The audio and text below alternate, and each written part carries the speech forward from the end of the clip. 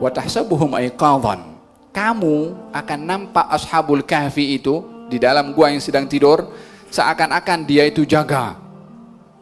Wa nuqallibuhum dhatal yamin wa dhatal shimal. Kami Allah balikkan badannya ashabul kahfi ke kanan dan juga ke kiri.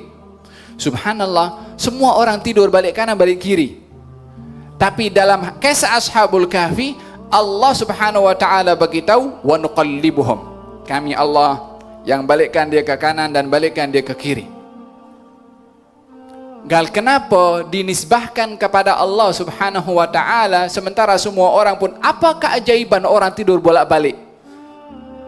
Bagi kita mungkin iyalah kalau kita tidur dalam satu satu keadaan lengah kita punya tulang belakang ini. Tapi bagi Allah subhanahu wa ta'ala ini bukan masalah lengah tak lengah. Ada hikmah tersendiri daripada riayah rabbaniyah yang diberikan oleh Allah kepada seseorang yang menjaga agama Allah.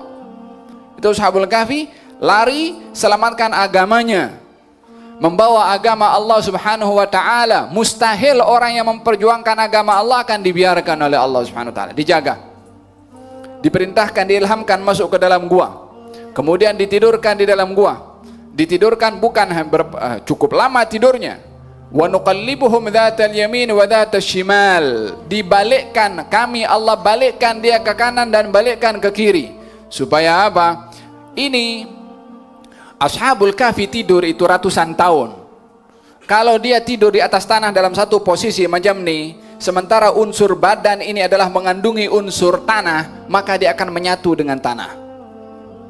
Bukankah kalau jasad manusia diletakkan dalam kubur akan menyatu dengan tanah? Macam itu juga kalau dalam satu posisi dibiarkan seperti ini, dia akan menyatu dengan tanah pada akhirnya.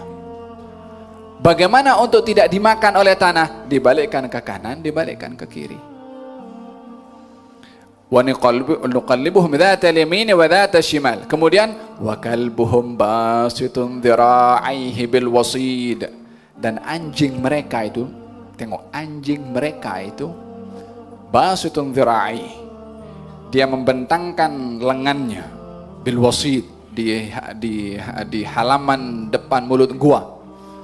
Law tala'ta 'alaihim lawallaita minhum firara wa lamulitahum minhum ru'ba. Ini anjing jaga, jangan ada orang dekat dengan ashabul kahfi yang sedang tidur.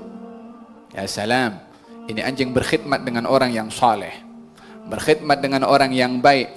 Ini keajaiban kisah ashabul kahfi. Kalau Allah tak ceritakan anjing, peranan anjing itu sudah mencukupi untuk menjadi iktibar. Tapi nak memberitahukan bagaimana pentingnya untuk bersahabat dengan orang yang saleh, anjing pun ketika bersahabat dikisahkan oleh Allah dalam Al-Quranul Karim. Berapa kali Allah sebut anjing dalam Al-Quran kisah ashabul kahfi ini? Tadi saat pertama, wa kalbuhum basitun dhira'ihi bil wasid. Kemudian wa yaquluna thalathatun rabi'uhum kalbuhum wa yaquluna khamsatun sadisuhum kalbuhum wa yaquluna sab'atun wa thaminuhum kalbuhum. Mereka mengatakan jumlah ashabul kahfi itu 3, yang keempat anjing mereka. Mereka mengatakan jumlahnya itu 5, yang keenam anjing mereka. Bukannya mereka mengatakan jumlahnya ada 7, yang ke-8 anjing mereka. Setiap kali disebut ashabul kahfi, anjingnya disebut. Ketika ashabul kahfi sedang tidur, anjingnya diceritakan ketika menjaga. Kalau tak dikisahkan pun cukup kita mengambil iktibar daripada perjuangan ashabul kahfi. Tapi supaya kita belajar bagaimana bersahabat dengan orang yang memperjuangkan agama Allah, orang yang saleh, yang berteman pun dengan orang yang saleh, walaupun daripada binatang. Allah kisahkan dalam Al-Quranul Karim.